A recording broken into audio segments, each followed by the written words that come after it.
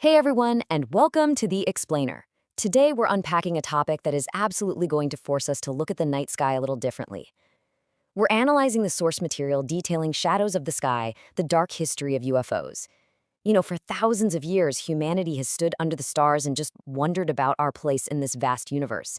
But the text we're examining today presents this incredibly detailed timeline of hidden files, vanished witnesses, and impossible flying objects, really pulling back the curtain on the mysteries that have captivated the public imagination for decades. Okay, let's dive into this. The source material hits us immediately with literally the most fundamental question we can ask as a species. Are we truly alone?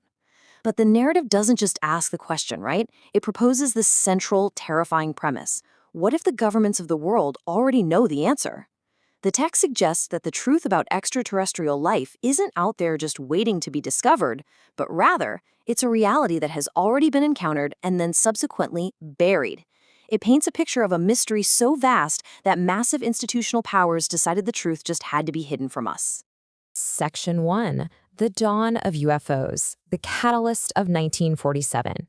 So while people have obviously been stargazing forever, the source points out that the modern era of this phenomenon, the exact moment where genuine fear and serious military scrutiny entered the conversation, kick-started in rapid succession.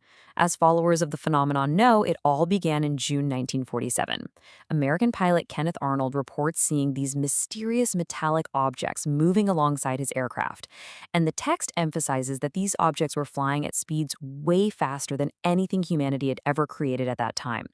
Then just a few months later, actually, scratch that, literally just weeks later, in July 1947, the narrative shifts to the desert under the cover of a storm where something crashes in Roswell.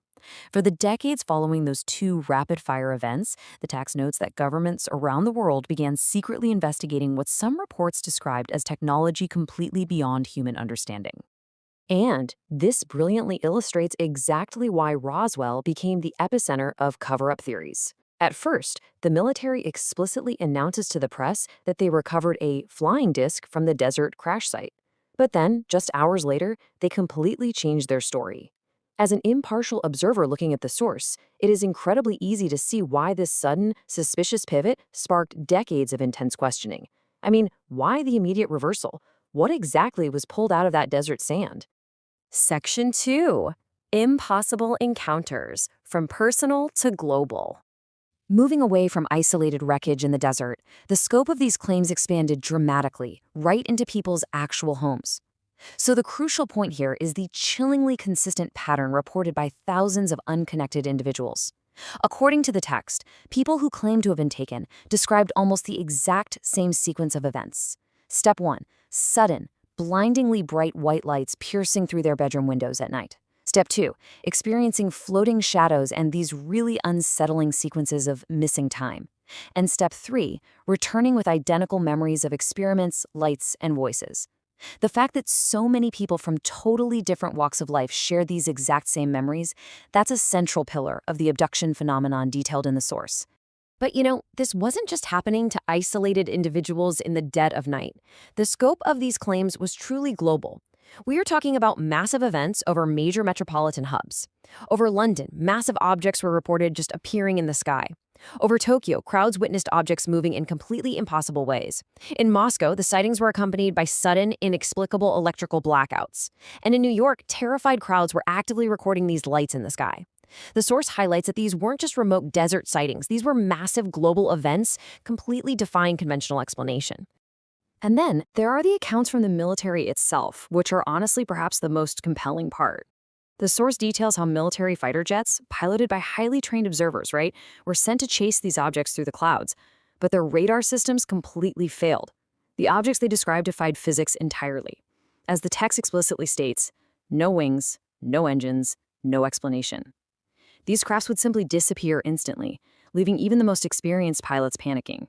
Just imagine the suspense of being in a fighter jet, engaging an object that completely breaks every known law of aerodynamics. Section 3. The Secret Files, the Institutional Response. So, with impossible crafts in the sky and civilians reporting strange encounters left and right, how did the institutions actually react?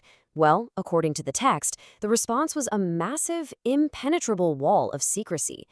Let's move to see how all this builds toward one of the most heavily guarded locations on Earth, Area 51. The text paints a vivid picture of this Nevada facility: military guards, warning signs, and hidden underground hangars slowly opening to reveal dark silhouettes inside.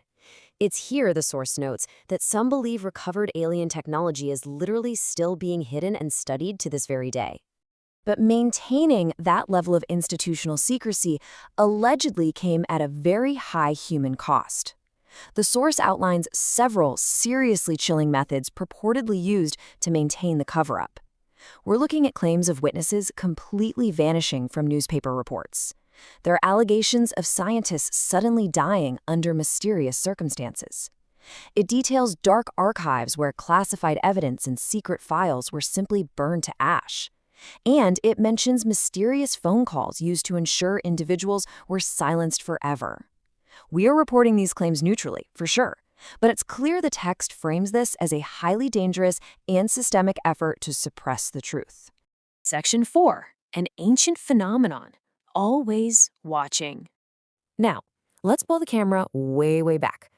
What if these objects aren't a modern invention of 1947 at all? What's really interesting here is that the text points to ancient cave paintings that seemingly depict strange beings descending from the skies. It draws attention to the pyramids standing silently under the stars and mysterious symbols glowing in antiquity. The incredibly compelling theory presented here is that UFOs are not new. What if they have always been here? What if they've been watching humanity from the shadows for thousands of years? It completely changes the whole narrative from a modern military secret to an ancient, enduring cosmic presence. Section 5. The enduring question: uncovering the truth. So, we've explored a massive amount of historical and modern sightings, all the way from ancient caves to the skies over major global cities. Yet, balanced against this mountain of claims, we have this intense narrative of global secrecy, vanished witnesses, and burned files. The truth, as a source states, remains hidden behind a veil of silence. So, we are left with one final, undeniable paradox from the source text. If UFOs are entirely fake, why do the sightings continue? Why, across completely different eras, different cultures, and with totally different technologies, do people keep seeing the exact same impossible things? It's a provocative thought that leaves us wondering, maybe humanity was never alone to begin with. Keep looking up, and thanks so much for joining me for this explainer.